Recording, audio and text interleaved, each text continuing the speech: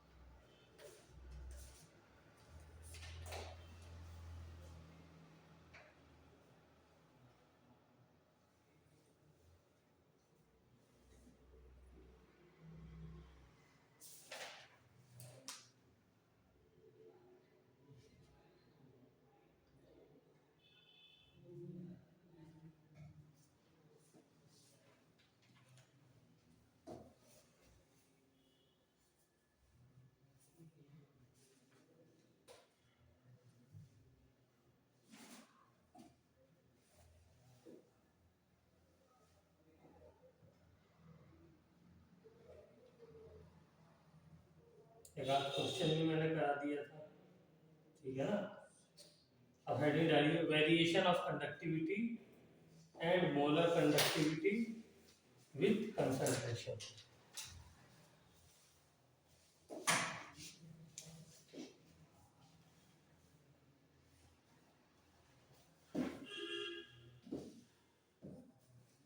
Variation of conductivity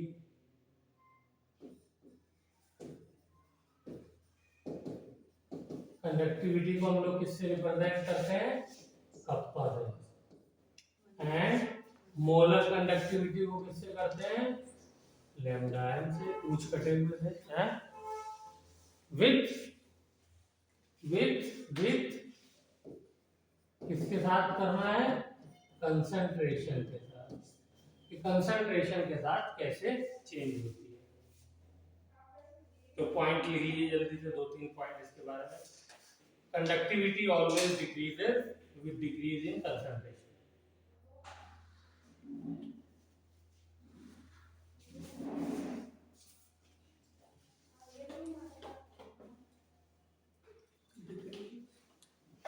always decreases, conductivity decrease करेगी, concentration decrease होने, ठीक है। For both electrolyte,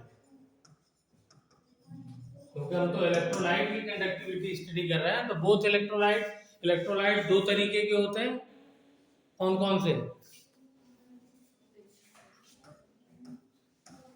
weak electrolyte और स्ट्रॉन्ग इलेक्ट्रोलाइट। वीक इलेक्ट्रोलाइट का एग्जांपल बताओ। ऑल ऑर्गेनिक,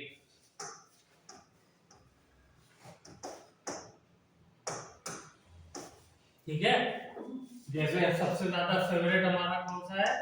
CH3CO है, ठीक है ना। पार्शियली डिसोसिएट होता है, पूरा तो होता नहीं है।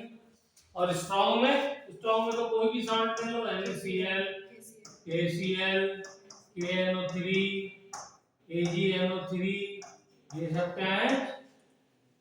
Strong electrolyte. स्ट्रॉन्ग इलेक्ट्रोलाइट का मतलब क्या होता है? कि जितना इलेक्ट्रोलाइट है, मान लो इसको मैंने 100 मॉलिक्यूल लिए, तो ब्रेक होने के बाद क्या हो जाएगा? ये एक तो वापस इक्विलिब्रियम में नहीं होता है, ये वापस नहीं आता है, पूरा का पूरा फॉरवर्ड होता है। Na positive plus Cl negative, ये बनेगा। और कितने बनेंगे? ये भी 100 होगा, ये भी 100, पूरा टूट गया, ठीक है। लेकिन वीक में क्या होता है? वीक में इक्विलिब्रियम होता है, CH3COO negative plus H positive. अगर ये मैंने 100 मॉलिक्यूल लिए इसके, तो ये कितना टूटता है? ये मुश्किल से 5% टूटता है, यानी मैक्सिमम 5%, यानी 100 में 5 टूट जाएगा, तो कितना बचेगा? ये बचेगा 100 - 5 इज इक्वल टू 95। इक्विलिब्रियम पे 95 बचेगा। ठीक है, चलिए तो पहला पॉइंट हो गया।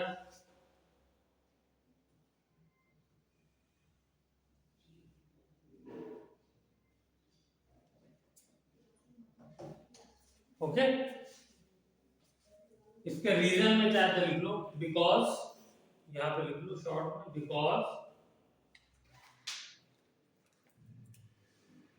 बिकॉज ऐसा क्यों होता है? बिकॉज इन इलेक्ट्रोलाइट्स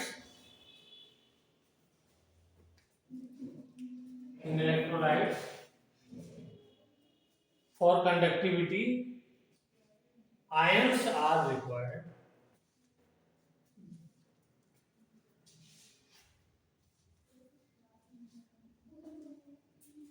भाई आपने कंसंट्रेशन कम ले ली तो आयन क्या हो जाएंगे? कम। हाँ जी सागर, अगर कंसंट्रेशन कम ली तो आयन कम हो जाएंगे ना, और कंसंट्रेशन ज्यादा ले ली तो आयन ज्यादा हो जाएंगे। तो आयन ज्यादा हो गए तो कंडक्टिविटी बढ़ जाएगी, आयन कम हो गए तो फिर करंट को ले जाने वाले आयन कम हो गए, मजदूर कम हो गए चार्ज को ले जाने वाले, तो चार्ज कम जाएगा ना, ट्रैवल करेगा, तो इसलिए करंट कम हो जाएगा। वही तो, कंडक्टिविटी डिक्रीज करेगी कब? जब कंसंट्रेशन डिक्रीज करेगा। कंडक्टिविटी इंक्रीज करेगी जब कंसंट्रेशन इंक्रीज करेगा, बिकॉज नंबर ऑफ आयंस का क्या हो जाएगा? या तो डिक्रीज करेंगे या सेकंड केस में इंक्रीज करेंगे। एक बार लिखवा दी, ठीक है ना? हाँ हाँ इसकी नहीं, क्या क्या क्या कह रहा हूँ इसमें? कुछ लेटर्स कट रहे हैं इसमें, तो इसको सेट करना चाहिए ना, कट रहा है तो। अच्छा किया तुमने चेक कर लिया शुरू में। तो इसको जो है वो थोड़ा सा कर देते हैं।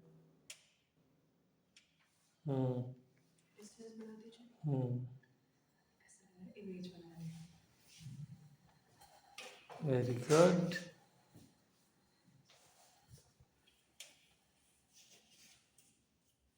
नहीं यार, जूम आउट ही करना पड़ेगा, क्योंकि ज़्यादा दूर जाने से फिर वॉइस में प्रॉब्लम होगी ना।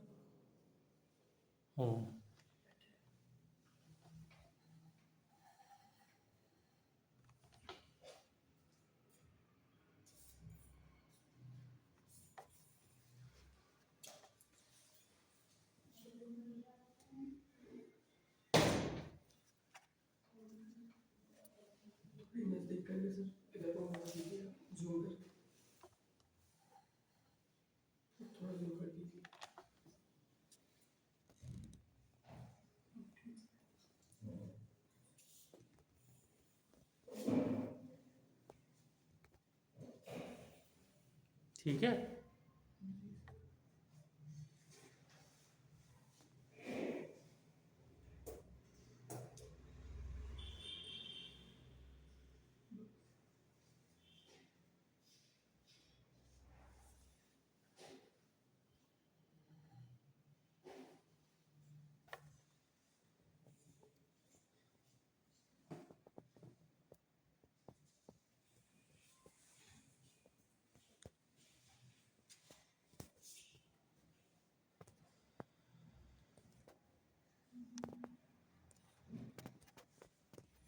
स्टिल हो गया है क्या?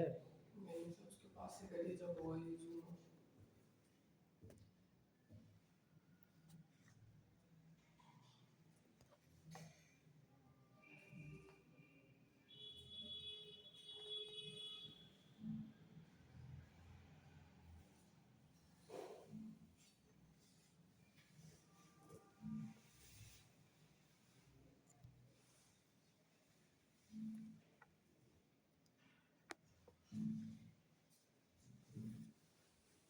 चलो अब आ गई है।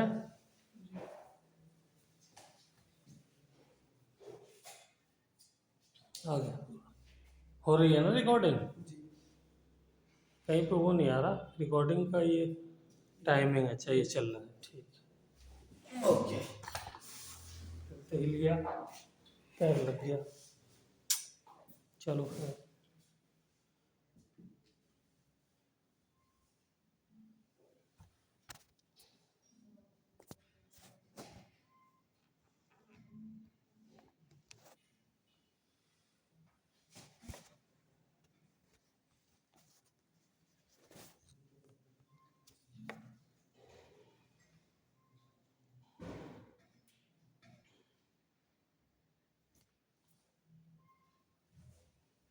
यस, अब आया ऐसे ही।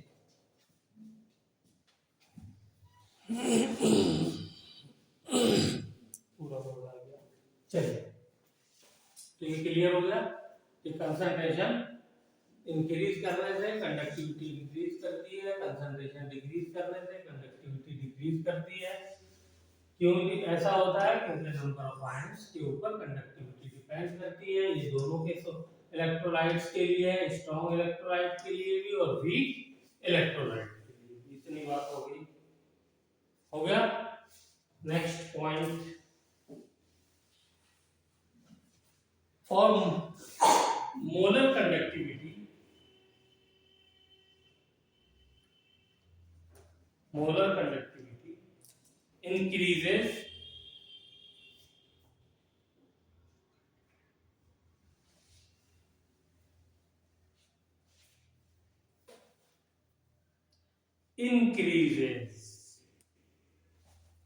मोलर कंडक्टिविटी क्या होती है, इंक्रीज करती है with decrease in concentration.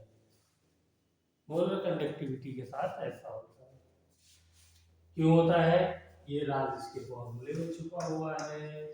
Molar conductivity का फॉर्मूला क्या था, कप्पा डिवाइडेड बाय सी है, और सी क्या होता है, number of moles divided by volume.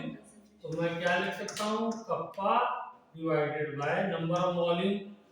वो हम मोल्स को चेंज कर नहीं रहे, ये वॉल्यूम क्या हो गया, ऊपर चला गया।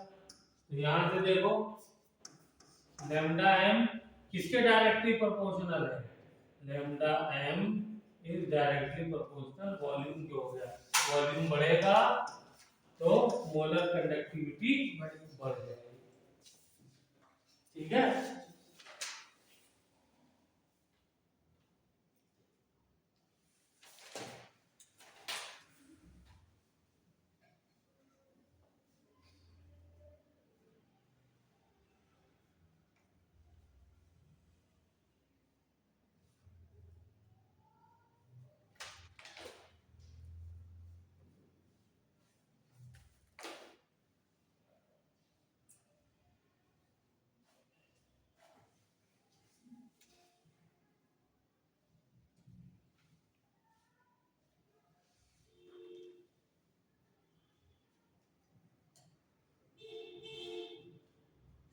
चलिए अब इनका ग्राफ बनाते हैं।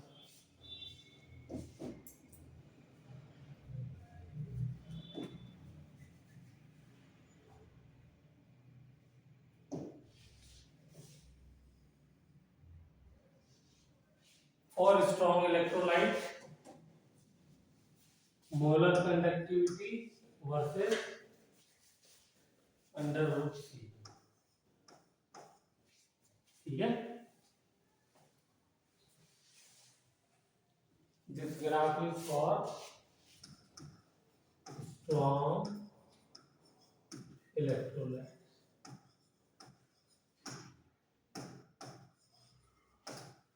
अब आप सोचते होंगे कि ये इन्होंने अंडर रूट क्यों लिया, सी क्यों लिया, कभी स्क्वायर ले लेते हैं, कभी रेशो ले लेते हैं। तो ऐसा इसलिए करते हैं कि ग्राफ को थोड़ा सा, हर आदमी जो भी रिसर्च कर रहा होता है वो चाहता है कि सिंपल ग्राफ हो, देखने में आसान लगे। ठीक है, तो इसलिए ये सब चीजें की जाती है। ठीक है, तो इसलिए इन्होंने क्या किया, molar conductivity versus under root C का ग्राफ बनाया। ये जो ग्राफ बना, ये बना कैसा,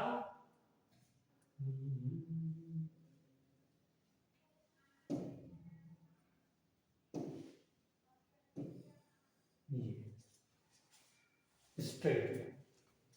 ठीक है,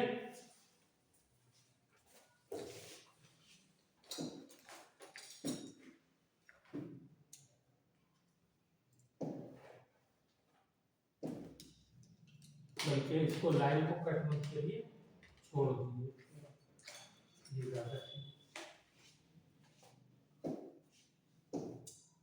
कट जो करेगी वो डॉट डॉट,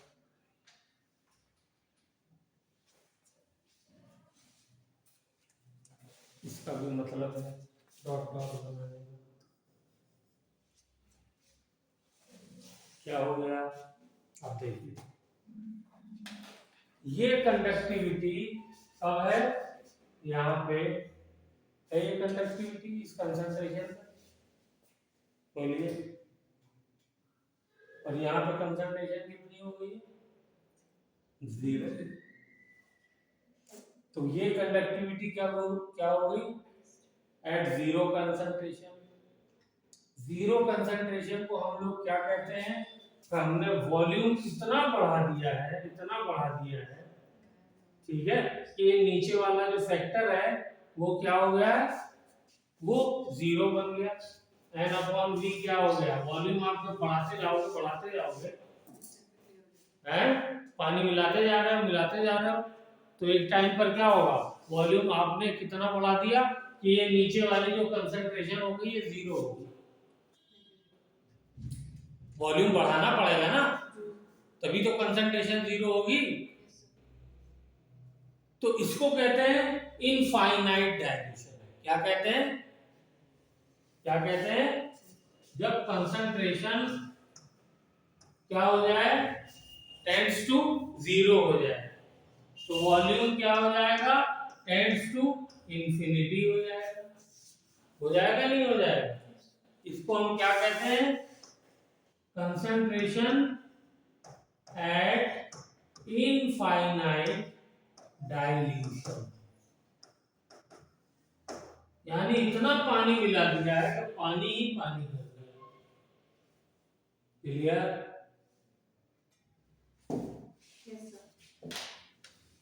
कोई दिक्कत इसके अंदर? तो ये इनफाइनाइट डाइल्यूशन पे क्या है, ये जो ग्राफ ने कट किया है, इधर देखो, ये ग्राफ ने जो कट किया है, ये कहां पे कट किया है, ये इनफाइनाइट डाइल्यूशन पे कट किया है ना, वाई एक्सिस को। तो इनफाइनाइट डाइल्यूशन क्या हम प्रैक्टिकली अचीव कर सकते हैं? भाई कितना भी पानी मिला लें, कुछ ना कुछ तो कंसंट्रेशन रहेगी। तो इसीलिए क्या था, इसीलिए मेरा जो यहाँ पे मैंने बनाया था वो क्या बनाया था, नई लाइन कट करी। फिर मैंने क्या किया था, फिर मैंने बाद में लाइन लगाई।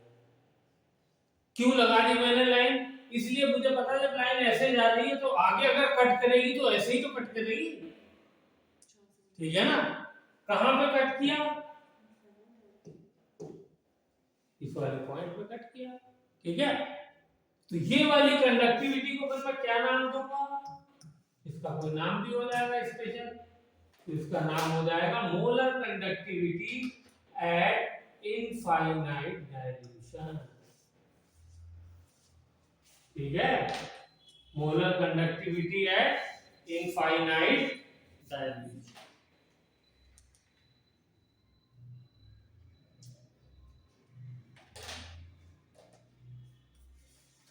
ओके, या इसको ऐसे भी आपको लिखा हुआ मिल सकता है, एट जीरो कंसंट्रेशन। दोनों में से कुछ भी लिखा हो आपको समझ जाना है।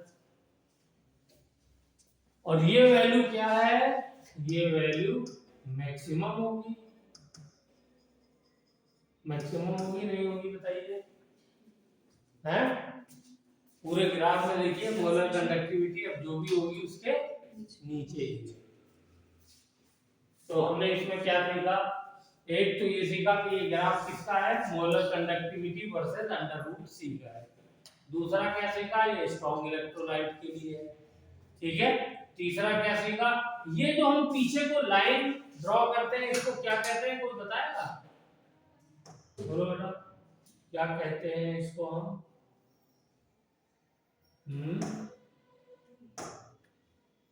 ये पीछे जो लाइन हम ड्रॉ करते हैं इसको कहते हैं एक्सट्रापोलेशन, हमने एक्स्ट्रा लाइन अपनी तरफ से की, ठीक है। जब आप कहीं कोई वर्ड पढ़ रहे हो तो ये पहचान लेना कि ये इसको एक्स्ट्रापोलेशन है। ये लाइन कब खींची जाती है, ताकि हम चेक कर सकें कि ये इस वाले एक्सिस को कहां पे कट कर रही है। तो इससे हम क्या पता चल जाएगी, जो भी यहाँ पे इस वाले एक्सिस पे जो भी क्वांटिटी है उसके जीरो पे ये वैल्यू क्या है, ठीक है। इसको क्या कहते हैं, एक्स्ट्रापोलेशन कहते हैं। और जहां पे कट कर रही है क्या है, ये है मेरी मोलर कंडक्टिविटी की वैल्यू, ठीक है। तो molar conductivity at C equal to 0 या V equal to infinity. Clear हो गई बात, ठीक है। ये ग्राफ है,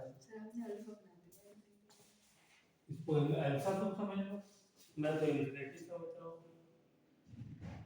ठीक है। समझ में आना चाहिए अल्फा बीटा गामा से क्या होता है, ठीक है। हाँ चलिए, तो ये इसको एक और नाम दिया गया, that is called limiting molar conductivity, molar conductivity, ठीक है।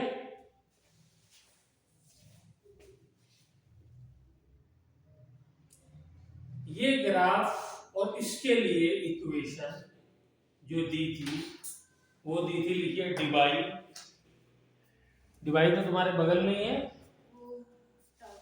हाँ तो लिखो डिवाई,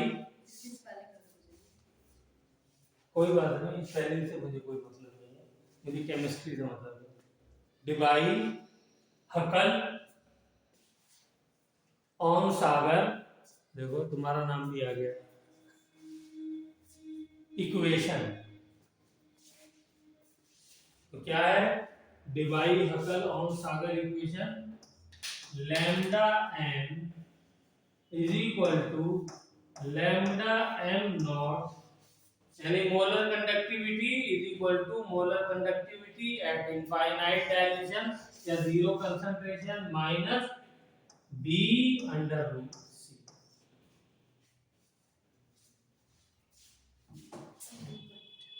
ओके, देखो इस इक्वेशन को देख करके कुछ कुछ याद आ रहा है, अच्छा पढ़ा है यार, कुछ और याद नहीं आ रहा है, मैं कुछ और याद दिलाना चाह रहा हूँ, सिर्फ बी बता दीजिए क्या है। हाँ बी बेटा वही तो मैं जानना था, चलो y इज इक्वल टू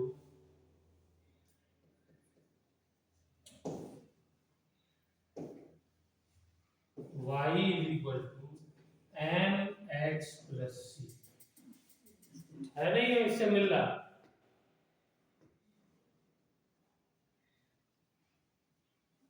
अरे ये किस चीज की इक्वेशन है मुस्कान, बोलो किस चीज की इक्वेशन है, स्ट्रेट लाइन की, उस दिन कितना समझाया था ग्राफ बना बना के, तो ये स्ट्रेट लाइन की इक्वेशन, स्ट्रेट लाइन, तो ये भी तो स्ट्रेट लाइन की इक्वेशन बन गई। इसमें कंपेयर करो कौन सी चीज क्या है, y तो ये हो गया, इसमें तो कोई प्रॉब्लम नहीं है। किस चीज के साथ ग्राफ बना है, यहाँ पे x के साथ बन रहा है, यहाँ पे अंडर रूट c के साथ बन रहा है, तो ये x हो गया, और इसके साथ मल्टीप्लिकेशन में क्या ये, तो ये क्या हो गया, ये m हो गया, बोलो हो गया नहीं हो गया m, तो यहाँ पे स्लोप, स्लोप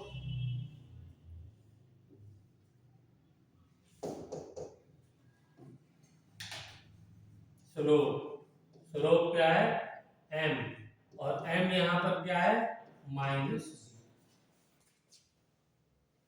ठीक है। c यहां पर क्या है इंटरसेप्ट, और इंटरसेप्ट यहां पे क्या है a m इंफिनिटी, या 0, लिमिटिंग मोलर कंडक्टिविटी।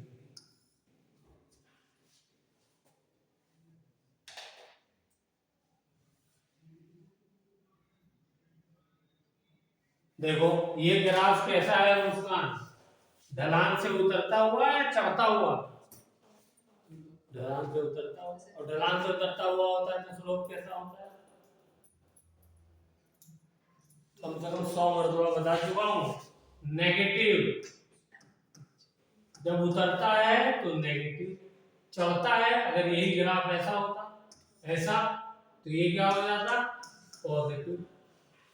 समझिए? तो ये देखो उतरता हुआ है, इसीलिए देखो स्लोप नेगेटिव है, नहीं है? और ये क्या है? ये स्लोप, इसका स्लोप क्या है? -। क्लियर हो गई बात?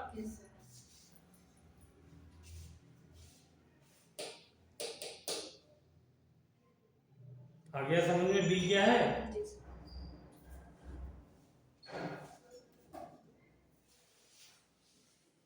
चलिए, तो ये किसके लिए ग्राफ बनाया हमने? स्ट्रॉन्ग इलेक्ट्रोलाइट के लिए। Very good. अब आते हैं वीक इलेक्ट्रोलाइट के लिए बनाते हैं।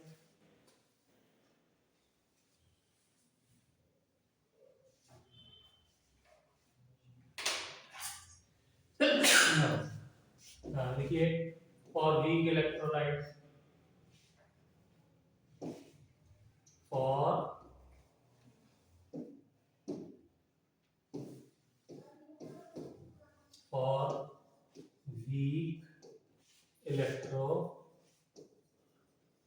वीक इलेक्ट्रोलाइट मतलब जैसे NH4OH, अमोनियम हाइड्रोक्साइड या एसिटिक एसिड, ये सब वीक इलेक्ट्रोलाइट के एग्जांपल है। चाहे तो मैं पीछे वीक इलेक्ट्रोलाइट में एक एग्जांपल ये लिखा था, है एक एग्जांपल NH4OH का भी लिख लो इसमें। चलिए, वीक इलेक्ट्रोलाइट इसका ग्राफ बनाते हैं।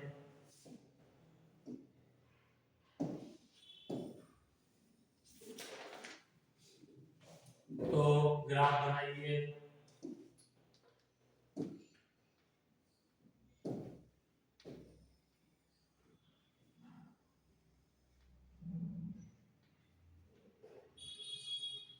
ये भी किसके बीच में बनाना है?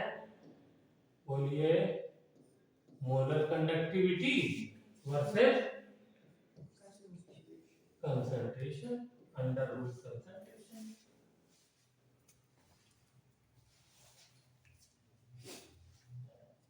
ठीक है?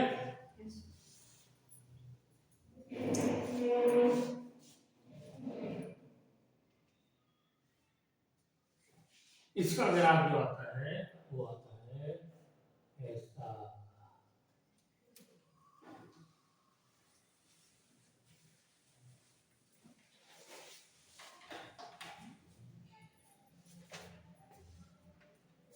ठीक है?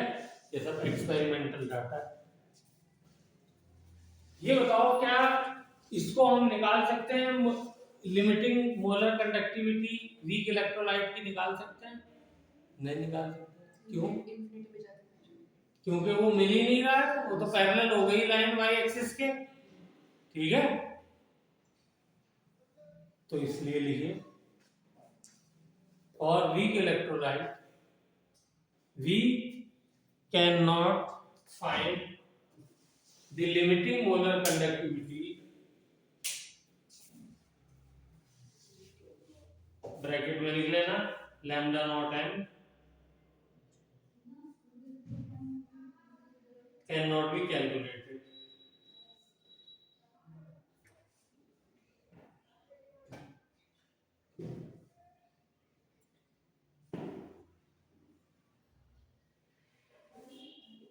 क्लियर हो गई बात? Therefore,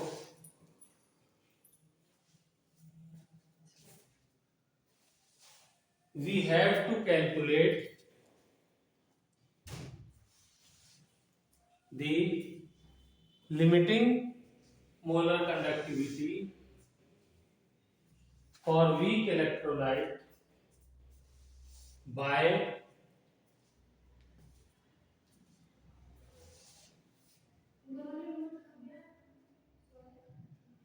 KOH LRAUSH।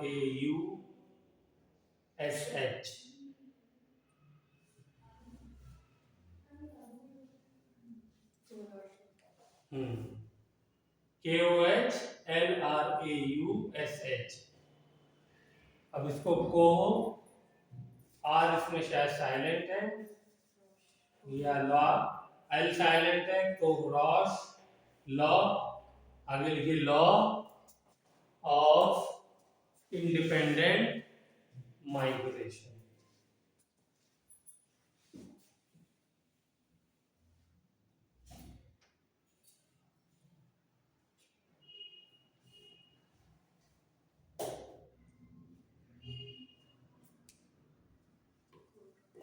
ठीक है,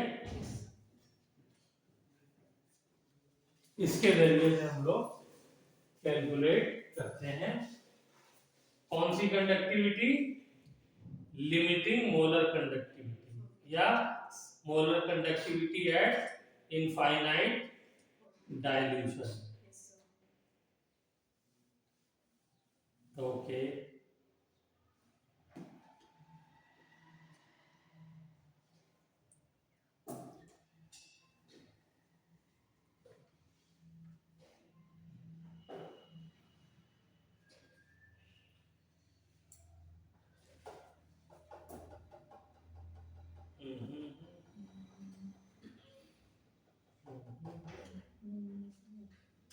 इसका एक आध क्वेश्चन कराए तो आपको और अच्छे से क्लियर होगा।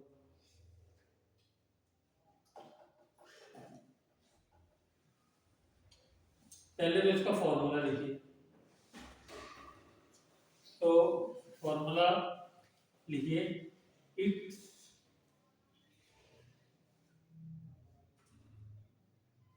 it states that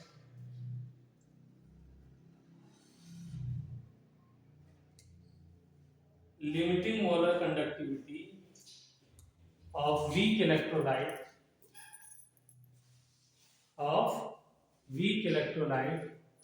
is equal to the sum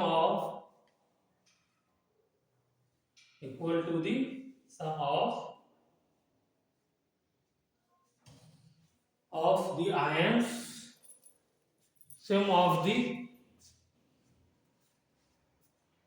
limiting,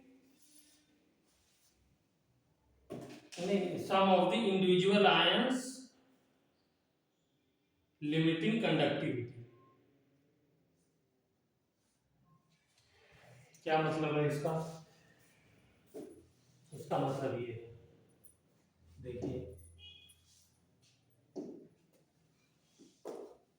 मान लीजिए एक वीक इलेक्ट्रोलाइट है, वो है AB, उसकी मुझे इनफाइनाइट डाइल्यूशन पे मोलर कंडक्टिविटी निकालनी है। ठीक है, तो मैं कैसे निकालूंगा? मैं ऐसे निकालूंगा मोलर कंडक्टिविटी ऑफ A। बताओ A क्या होगा? कैटायन होगा, एनायन होगा? है, जो पहले लिखा जाता है वो कैटायन होता है। कई मतलब बता देता हूं, ये कैटायन होगा प्लस B, ये एनायन होगा। इन दोनों की लिमिटिंग मोलर कंडक्टिविटी इन दोनों आयंस की मुझे दी हुई होगी, मुझे खाली क्या करना है? इनको जोड़ दो, हो जाएगा। तो लिखिए, इसको लिख लिया, आसान है, बस इतना सही क्या है, पोलर लॉ। ठीक है, चलिए गुड। तो अगर मैं आपको एक सॉल्व दे देता हूं, दो क्वेश्चन इस पे करा देता हूं। सपोज मुझे दिया हुआ है एक सॉल्ट Al2SO4, ठीक है, और ये कैसा सॉल्ट है? Weak electrolyte. मुझे कहा है कि इसकी molar conductivity at infinite dilution निकालिए, यानी लिमिटिंग मोलर कंडक्टिविटी निकालिए। मुझे दिया हुआ है molar conductivity at infinite dilution of aluminium 3 positive, क्योंकि एल्यूमिनियम के ऊपर चार्ज 3 होता है, एंड मुझे दिया हुआ है molar conductivity at infinite dilution sulphate ion 2 negative, ये भी दी हुई है। क्या वैल्यू दी हुई है मैं लिख लेता हूँ, चेक कर लेता हूँ। 189 और 160 ये दी हुई है, 189 और ये 160। मोलर कंडक्टिविटी की यूनिट बताओ जल्दी से, सीमेंस सेंटीमीटर स्क्वायर। चेक करो, यही थी मोलर कंडक्टिविटी की यूनिट।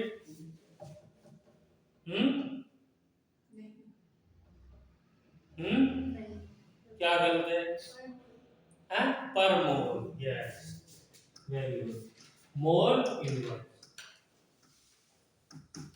यूनिट मैंने कहा था याद रखना है, सीधे सीधे यूनिट आ जाती है। चलिए, तो इसकी वैल्यू बताइए जल्दी से, क्या हो जाएगी? फॉर्मूला लगाएंगे, molar conductivity at infinite dilution of इसका Al2SO4, तो क्या हो जाएगी? Molar conductivity of aluminium eight infinite dilution plus molar conductivity of sulphate ion. ठीक है, इन दोनों को ऐड करना। लेकिन ये बताइए, कंडक्टिविटी तो नंबर ऑफ आयंस पे डिपेंड करती है। तो एक अगर एल्यूमिनियम सल्फेट का साल्ट ब्रेक हो रहा है तो एल्यूमिनियम के कितने आयन मिल रहे हैं? 2 आयन मिल रहे हैं, तो इसलिए 2 से मल्टीप्लाई होगा। और सल्फेट के कितने मिल रहे हैं? 3 आयन मिल रहे हैं, तो ये 3 से मल्टीप्लाई होगा। ये करेंगे तब आंसर आएगा, ये नहीं कि खाली एल्यूमिनियम। वहां पे तो देखिए ए एक था, बी एक था, तो इसलिए मैंने मल्टीप्लाई नहीं किया था, ठीक है ना। लेकिन यहाँ पे 2 और 3 है, तो क्या हो जाएगा? मल्टीप्लाई करना होगा। ओके, मान लो ए बी 2 कर देता मैं, तो क्या हो जाता? ए तो 1 ही रहता, और बी क्या हो जाता? बी को 2 से मल्टीप्लाई करते हैं, लेकिन उसके लिए चार्ज क्या हो जाएगा? बी पे -1 है तो इस पे +2 हो जाएगा। क्लियर है? तो ये आपको याद रखना है। तो हो गया आंसर, बोलिए जल्दी से, क्या आ गया? एल्यूमिनियम का है 2 × 189 प्लस सल्फेट का है 3 × 160। इसको करके आंसर निकाल लीजिएगा, आंसर आ जाएगा। ये तो हो गया बिल्कुल थका हुआ क्वेश्चन, ठीक है, इसमें तो कुछ करना ही नहीं है। एक्चुअली क्वेश्चन जो आएगा वो इस तरीके का आएगा।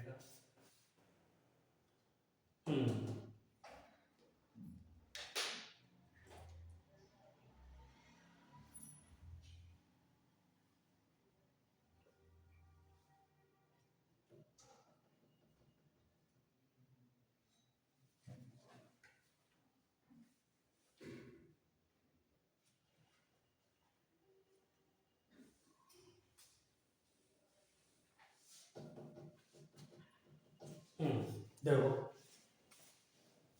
मुझे कहा है find molar conductivity at infinite dilution of CH3COOH, क्योंकि कोलाज लॉ किसके लिए यूज होता है? मोलर कंडक्टिविटी फाइंड करने के लिए इनफाइनाइट डाइल्यूशन पे, लेकिन किसकी? वीक इलेक्ट्रोलाइट की। तो ये मुझे निकालना है, ये मुझे निकालना है, ठीक है। अब मुझे आंसर में क्या दिया हुआ है? Na पॉजिटिव की मोलर कंडक्टिविटी दी हुई है एट इनफाइनाइट डाइल्यूशन, ठीक है। और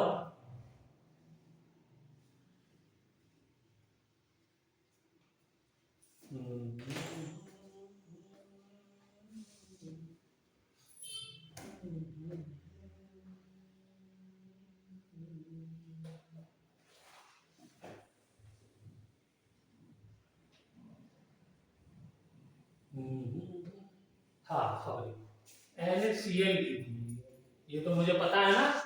NaCl स्ट्रॉन्ग इलेक्ट्रोलाइट है? NaCl स्ट्रॉन्ग इलेक्ट्रोलाइट है, तो ये तो मुझे ग्राफ से पता चल जाएगा ना। बोलो, ये वाला ग्राफ मुझे लाइन को मैं पीछे एक्सट्रापोलेट करूंगा, NaCl स्ट्रॉन्ग इलेक्ट्रोलाइट है तो आ जाएगी, तो ये मुझे ग्राफ से पता चल गई। ओके, देन मुझे दी हुई है molar conductivity at infinite dilution of CH3COONA। ये सोडियम एसीटेट साल्ट है, ये भी स्ट्रॉन्ग इलेक्ट्रोलाइट है। सॉल्ट जो होता है सोडियम एसीटेट, ये स्ट्रॉन्ग इलेक्ट्रोलाइट है, ठीक है। यानी जितने आयन होंगे, जितने सॉल्ट के मॉलिक्यूल होंगे, वो सबके साथ डिसोसिएट होकर के आयन में बदल जाएंगे। ओके, ये भी दिया हुआ है। और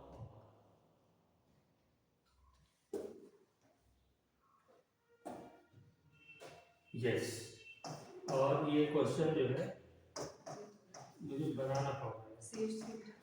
HCl की molar conductivity at infinite dilution दी हुई है, ये 3 वैल्यू दी हुई है। तो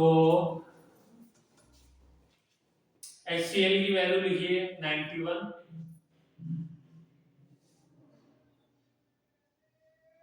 नहीं सॉरी, HCl की वैल्यू लिखिए 425, 425,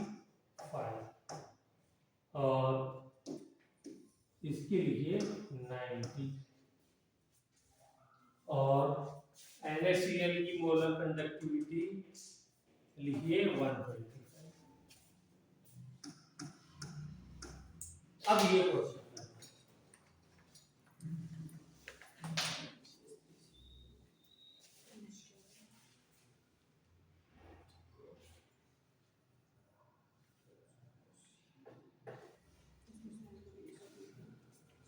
हो।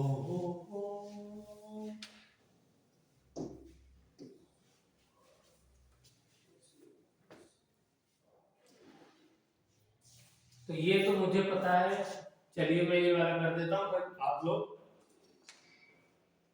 बाकी कुछ क्वेश्चन मैं भेजूंगा, उसमें अपने आप प्रैक्टिस करिए। इधर देखिए, ये कौन से आयन में ब्रेक होगा? एसीटेट आयन में, CH, सॉरी पहले पॉजिटिव कैटायन लिख देते हैं जो लिखते आ रहा है, H पॉजिटिव हो जाएगा, है एक ही आयन मिलेगा, तो इसलिए आपको मल्टीप्लिकेशन में 1 होगा। ब्रेक होने पे एसीटेट आयन भी 1 मिलेगा, तो CH3COO, यही आना चाहिए, है। मुझे इसमें चालाकी क्या की है कि ये अलग अलग इनकी कंसर्न मोलर कंडक्टिविटी आयंस की देने की बजाय उसने क्या कर दिया है, सॉल्ट की दे दी, ठीक है। तो कोई आप जुगाड़ बता सकते हैं कि इन तीनों से उसकी वैल्यूज आ जाए? देखिए वो भी मैं बताता हूँ कैसे करेंगे। हाँ बोलो, क्या बता रही है? हाँ, इसको क्या करिए, इसकी कंडक्टिविटी लिखिए, तो क्या हो जाएगी, molar conductivity of Na positive लिख सकता हूँ ना, infinite dilution, plus molar conductivity of Cl negative infinite dilution, और ये किसके बराबर है, ये इक्वल टू इसके हो गई 125 के। तो मैं लिख सकता हूँ, ऐसे नहीं लिख सकता है? इसको लिखिए, ये क्या हो जाएगा, ये हो जाएगा molar conductivity of Na positive plus molar conductivity of CH3COO negative eight infinite dilution. इसको भी ये लिख सकता हूँ, इसको कैसे लिख सकता हूँ, molar conductivity of H positive plus molar conductivity of Cl negative. ये 3 इक्वेशन मुझे खट से बनानी है। अब इन इक्वेशन को आपस में ऐसे ऐड और सब्ट्रैक्ट करना है कि लास्ट में मेरा क्या बचे, ये वाली वैल्यू। तो देखो मुझे इसमें क्या चाहिए, H पॉजिटिव चाहिए। तो H पॉजिटिव कहाँ मिल रहा है, यहाँ मिल रहा है। और क्या चाहिए, CH3CO नेगेटिव वाली वैल्यू चाहिए, वो यहाँ भी मिल रही है, बस यहाँ पे मिल रही है। तो क्या करूंगा, अगर मैं इस वाली इक्वेशन को और इस वाली इक्वेशन को दोनों को ऐड कर दूं, तो ये वाली और ये वाली वैल्यू ऐड वाली मिल जाएगी, लेकिन इसमें तो Na पॉजिटिव और Cl नेगेटिव की भी वैल्यू मिलेगी दोनों को ऐड करने पे। तो मैं क्या करूं, Na पॉजिटिव और Cl नेगेटिव की वैल्यू को हटाने के लिए इस वाले को घटा दो। बोलो, घटाएंगे तो Na पॉजिटिव और Cl नेगेटिव माइनस हो जाएगा। बोलो सागर, ये बात समझ में आई? जी सर। ये देखो, इसी बात को करते हैं, इसको नंबर दे देते हैं।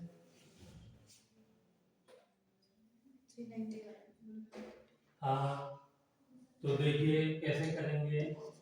मैंने क्या किया, इसको नंबर दिया इक्वेशन नंबर 1, इसको दिया इक्वेशन नंबर 2, इसको दिया इक्वेशन नंबर 3। हाँ हाँ, तो बस अभी जो है वो क्या कहते हैं, बस 2 मिनट में छोड़ो, ठीक है? हाँ ठीक है। तो ये जो है साथ साथ आए, टाइम लगेगा अभी भी। कब किया था? चलो हाँ, तो मतलब 5-10 मिनट में आ जाए। चलिए, तो मैं छोड़ रहा हूँ बस, ठीक है? तो ये जो है, बोलिए तो क्या करना है मुझे, प्लस सेकंड इक्वेशन को थर्ड इक्वेशन को ऐड करना है और इसमें से माइनस किसको करना है, फर्स्ट इक्वेशन को। तो बोलिए क्या ये इसको काट देगा, जैसे मैं माइनस करूंगा ये दोनों कैंसिल हो जाएंगे, और ये वाली वैल्यू इससे कैंसिल हो जाएगी, है? क्योंकि इसको माइनस कर रहा हूं ना इन दोनों के प्लस से, तो ये कैंसिल, ये कैंसिल, तो क्या बचा lambda H positive not plus lambda CH3 COO negative, और ये वैल्यू आ गई। तो कैसे आएगी सर, अभी तो समझ में नहीं आई बात, बोलो कैसे आएगी?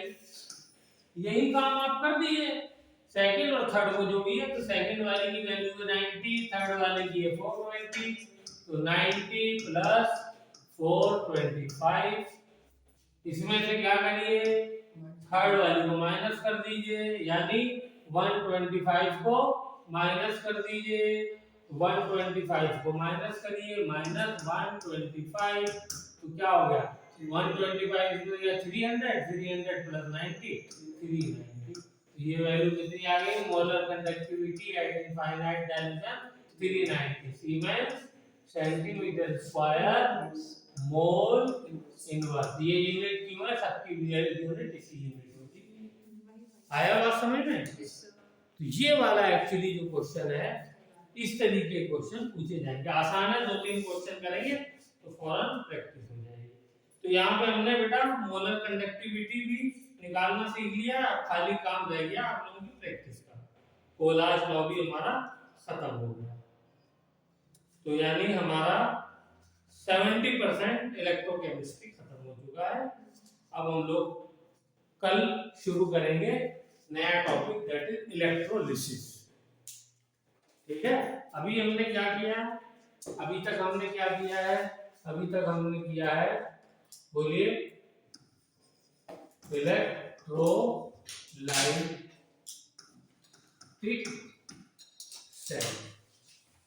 इसमें क्या होता है,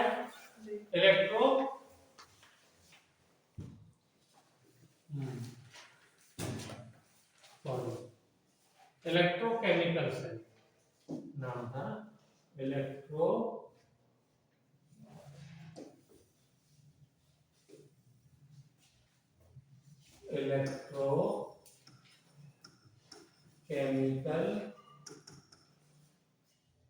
सेल। ओके, ये पढ़ा था। इसमें क्या हुआ था, केमिकल एनर्जी तो हमने केमिकल रिएक्शन होता था, उससे हमने इलेक्ट्रिकल एनर्जी निकाली थी। ठीक है, हो गया। दूसरा हमने क्या किया? दूसरा हमने किया कंडक्टिविटी। कंडक्टिविटी, ठीक है, किसकी वजह से? ड्यू टू आयंस की वजह से, क्योंकि इलेक्ट्रोलाइट पढ़ रहे हैं। इलेक्ट्रॉन की वजह से कंडक्टिविटी कहाँ पढ़ेंगे? फिजिक्स में पढ़ेंगे, करंट के अंदर। ठीक है, यहाँ पे हम लोग आयंस की वजह से इलेक्ट्रिसिटी पढ़ रहे हैं। उसके सारे फॉर्मूले थे 3 4 5 और उसका एक लॉ पढ़ लिया हमने।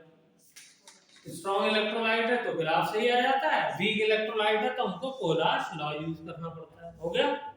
चलिए अब हम जो पढ़ने जा रहे हैं दैट इज, जो यानी कल पढ़ेंगे, वो है इलेक्ट्रोलाइटिक सेल कहलाती है। इसके अंदर क्या होता है? इसके अंदर होता है इलेक्ट्रोलिसिस होता है। इसमें क्या होता है? इसके अंदर इलेक्ट्रिकल एनर्जी को